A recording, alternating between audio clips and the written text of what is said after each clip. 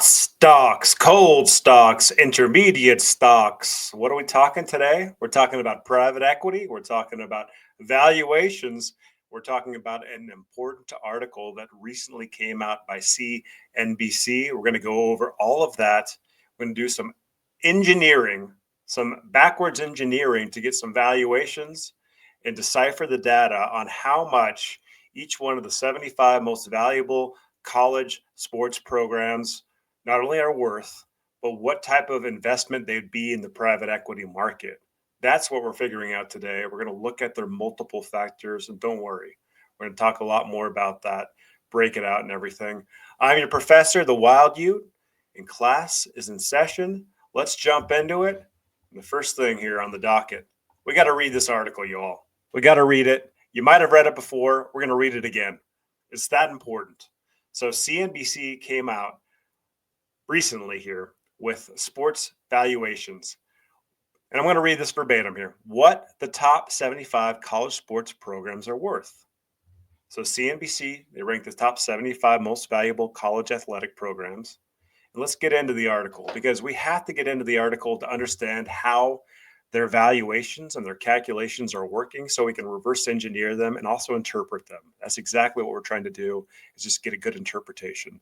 Here we go. Here's the article. With major college sports programs collectively generating billions in revenue each year, private investors are looking to get a piece of the action. But how much is a college sports program worth? It's a question CNBC set out to answer after speaking with people in the private equity world who are seeking to invest in college sports. Below, CNBC ranks the top 75 most valuable college athletic programs. The rankings exclude military academies that are limited to schools that participate in the FBS, which tend to attract the top players. Ohio State University is the most valuable athletic program, worth an estimated $1.32 billion. The Buckeyes had a $280 million revenue figure in 2023, the most of any school. Other factors that help propel the Buckeyes to the top of the rankings are, listen folks, here, alumni base of over 600,000, a fan base of more than 11 million, boosters that donated nearly 60 million last year, in a football team that routinely has attendance of over 100,000 at its games. Okay, so sidebar here.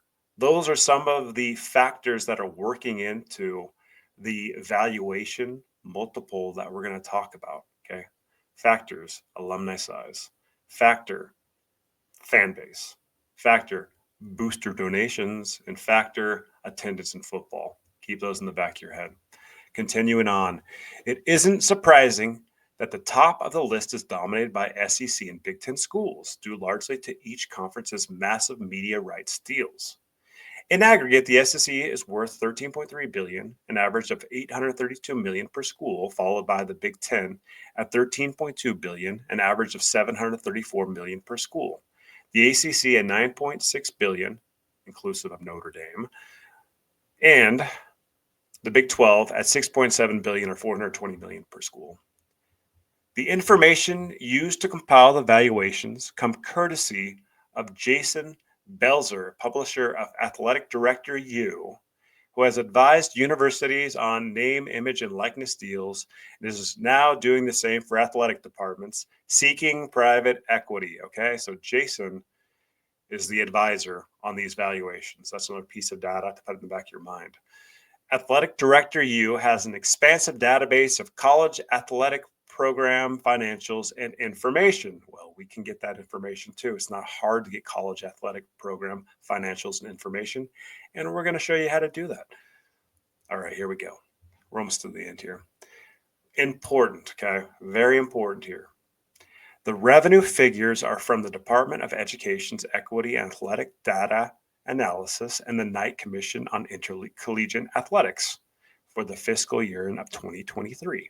The list is reflective of the current enterprise value of each program, which is basically the worth of each program, the value of each program. Starting with, here we go, folks. Here we go. Here's what they're telling us they're doing here. starting with a base revenue multiple of 4 for all institutions. So, what that is saying is they're looking at your 2023 athletic department revenue for each school, then timesing that figure by 4. That's the foundation of what they're doing here. And then adjusting the multiple for variables, including conference affiliation, estimated NIL spend, school subsidies, number of alumni, and other factors that can catalyze future revenue growth and profitability. Future revenue growth and profitability. And that is a big one. Okay. Let's just look at some of these valuations here. Ohio State's number one on the list at valued at 1.32 billion. You've got Texas at 1.28 billion, A&M at 1.26, and so on. I mean, there's 75 schools here. We're not going to get comprehensive at looking at each one of the values. That's not the purpose of this video. The purpose of this video is to understand what went into these valuations, and also to look at how private equity is viewing each one of the schools on this list and how hot of an investment it would be. A hot stock, if you want to say that too. So we're going to look at the revenue multiple. So here we go. Let's stop sharing this article. And we're going to look at the revenue multiples for the Big 10 and the Big 12. So for the Big 10 revenue multiple starting right now, okay? Here we go. There's some data here that we're going to take a look at. There's some different sources of information that we're going to take a look at. So top left-hand side of the screen, College Athletic Valuations 2024. That is a screenshot from the article that we just read. It's the same Ohio State University valuation figure of $1.32 billion as provided by that CNBC article we just read. Okay. So let's look at the secret sauce here. What kind of multiple are they assigning to Ohio State, and how do we get to that figure? And frankly, what the heck is a multiple? Okay. So multiple calculation wise, what they're doing here is simply the valuation divided by the revenue. So they provide both figures through that CNBC article. They say the valuation for Ohio State's 1.32 billion. And if you divide that by 280 million, which is the revenue that Ohio State generated in 2023, then you get a 4.7 figure. That's also known as a 4.7 times figure, but that is the revenue multiple, 4.7 for Ohio State University. That's the valuation divided by the revenue figure in 2023. So what is that really saying though? 4.7 or 4.7 times. That's saying from an investment standpoint that Ohio State, for every dollar of sales or revenue that Ohio State generates from an investment standpoint, that dollar is worth about $4.70 as far as the total value of Ohio State. It just gives you an inkling about how much revenue it's generating and how much more that Ohio State, if you want to call it a stock would be worth in the markets, or from a private investment standpoint, how much you're willing to pay for the rights of Ohio State. 4.7 times every dollar earned from Ohio State. That's the secret sauce, y'all. Revenue multiples and private equity. You're also going to hear something called a cash flow multiple or an EBITDA multiple. We will not get into those today. Not relevant to this discussion, but that's how private equity values its investment. And the higher multiple, the better. A low multiple means there's lower growth opportunities or slow growth or a declining industry. And a high multiple means that there's a lot more investment growth opportunities to earn money on the investment that the private equity is making. So 4.7, put that in perspective. And just to give you some more information here. So across those 75 programs that were valued by CNBC, Ohio State being one, if you averaged out the multiples for each one of the 75 schools, it breaks out to about 3.9, almost 4. So 3.9 is your average baseline for the top 75 schools for a revenue multiple. So that's saying Ohio State at a 4.7 is more than 4, which is the average that we're talking about. So Ohio State actually is a better than average investment, even with their large amount of their revenue they're generating already. From a private equity standpoint, Ohio State would be juicy, real juicy. So look, That's the secret sauce. That's how we're getting to these figures. Again, multiples, the valuation divided by the revenue. Okay. Now that we said that, let's take a look at the Big Ten and then after the Big 12 multiples, the revenue multiples for each one of the schools that were on this list, valuation wise, to see how juicy or hot of an investment they are from a private equity standpoint. All right, here we go. Here's the Big Ten. The Big Ten. Keep in mind, folks, 3.9, 4 is the average multiple for all 75 programs that were valued. So that's your baseline. That's your average. If you're above 4, that's good. If you're below 4, that's not so good. All right, let's look at the Big Ten. Look at the Oregon Ducks.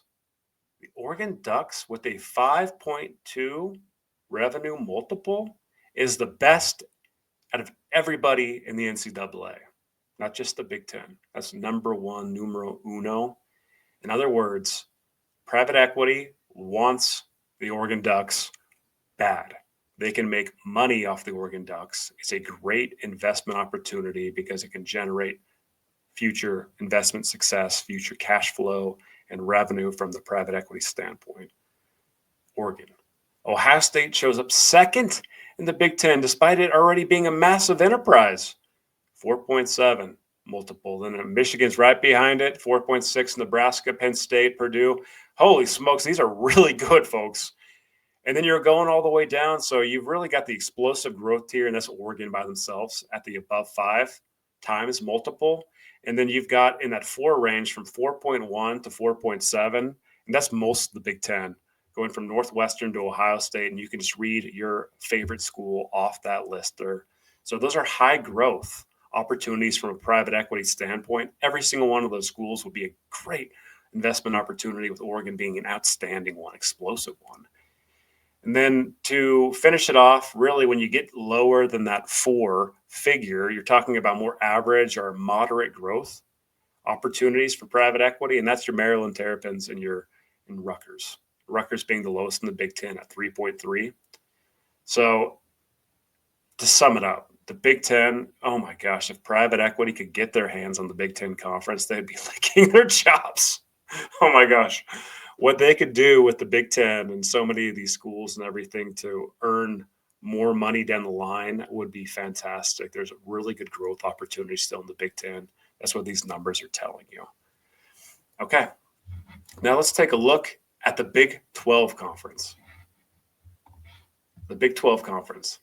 And the numbers, they look quite a bit different, y'all. They really do. So the Big Ten was full of revenue multiple figures, with Oregon being over 5, and most of the Big Ten was sitting in the 4 territory.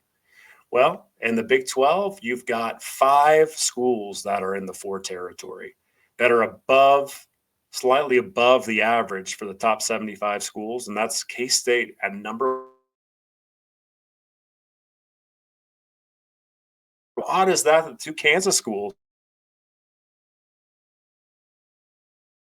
with the multiples, followed by Iowa State and Texas Tech and Oklahoma State. This blew my mind when I first saw this. These were like the some of the original members that stayed over from the Big 12 from the prior regimes and stuff, with all the conference realignment. These are your historical Big 12 programs with the highest growth opportunities from private equity. It's shocking to see that, but those are the best private equity investments you want to get your hands on are those 5 schools in the Big 12 conference. So here's another way to think about it. From an investor standpoint, if the Big 12 conference themselves, if they don't do a private equity deal across the entire conference footprint, if they can't get everybody on board to sign off to a conference private equity deal, I would expect that the high growth schools like K-State, KU, KU is in a little bit different predicament. Do you want to get tied down through a private equity agreement that holds you in the conference if you might have the opportunity to move to a different conference one day? That's a different story. But K-State would be looking at private equity based on these numbers, as well as Iowa State, and certainly Texas Tech. Texas Tech smells of private equity all the way, and even Oklahoma State. And then so we're going to look at the average growth tiers. These are slightly kind of almost at that average level, maybe slightly below average too, with West Virginia, Baylor, Arizona, Utah, Colorado, TCU, and BYU. Look, a little bit surprised with some of these schools and stuff. A little bit surprised that Utah is at 3.7 with Colorado and BYU is at 3.4. I would have thought that those numbers would be a little bit higher as far as the investment view of these companies and everything, what kind of future growth they could warrant. But that's what the numbers say, that they're really more of the average tier and everything. So, yeah. And then looking at the low growth, this is nuts. Cincinnati and then Arizona State, UCF, Arizona State with a 2.4 times multiple. Oh my gosh, like that's less than half of what Oregon has as the highest. That's shocking. I would have thought intuitively that Arizona State would have been like a great place to make a private equity investment based on them being in Tempe and being down and everything. But based on these calculations, with the variables that were put into place by the private equity gurus that we already read about, Arizona State isn't a great private equity investment. And nor is Cincinnati, nor is UCF. They're emerging brands, they're growing brands, but they are lower. So here's the lay of the land. We talk so much again about conference-wide private equity. I would imagine that the schools like your UCFs, your Cincinnati's, your Arizona States, and maybe some of the average growth schools too, like your West Virginias, we know they're supportive of private equity on a conference basis. I would expect them to want to do a private equity deal because it benefits them the most. They can get the most upside out of it because they don't have as much growth opportunity based on the numbers that we're looking at.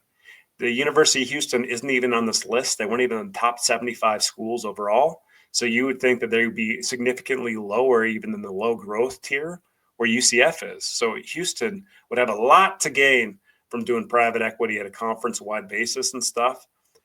Basically, they'd kind of be milking off the high growth schools like a K-State and KU and everything to lift their whole numbers. So that's the lay of the land when you're looking at the multiples across the Big 12. They're lower than the Big 10 for sure. But really, there's clear tiers in the Big 12 here, with the high growth being those five that you're seeing. And Texas Tech, the more that you look at those guys, I mean, they seem like they're going to be all over private equity. Seem like a really good opportunity, a win-win for Texas Tech and for the Big 12. So I wouldn't be surprised to see the Red Raiders really pursue private equity, even if it didn't happen at the conference level. So look, guys, we talked about a lot of figures today in private equity. We laid out what a multiple is, why it matters, because it's basically what kind of future cash you can generate from an investment standpoint, the opportunity, the future growth gives you that indication. And we laid the land here for the Big 10 and the Big 12 conferences, with Oregon being the highest and the lowest probably being Houston as far as those two conferences go. So look, a lot of numbers again, but digest it, absorb it in, and just realize that the high growth schools are going to be pushing for private equity individually, especially. And then the low growth schools probably are pushing more out of conference wide private equity deal and stuff because they benefit the most. Who's going to benefit the most from each structure? These numbers kind of give you that indication at least. So look, that was this episode of Wild Ute University. I'm your professor, the Wild Ute. And if you like this video, leave a comment. Let's have a dialogue about it. And again, like the video. Please like the video. This helps even for exclusives. It helps to say, hey, I appreciated the content. So until next time, class is dismissed. Take care, y'all.